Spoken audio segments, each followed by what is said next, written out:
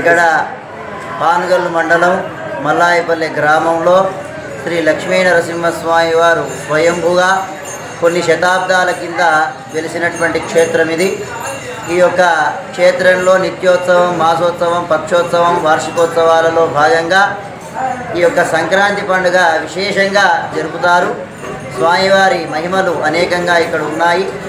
అందులో భాగంగా ఈ యొక్క సంక్రాంతి క్రోధినామ సంవత్సర సంక్రాంతి నాడు చుట్టుపక్కల ఈ యొక్క చింతకుంట కానీ, సావాయిగూడెం కానీ, తాటిపాముల, చందాపురం గ్రామస్తులందరూ కూడా వేల సంఖ్యలో వచ్చి స్వామివారి యొక్క దర్శనాన్ని దర్శించుకొని తీర్థప్రసాదాన్ని తీసుకుంటున్నారు.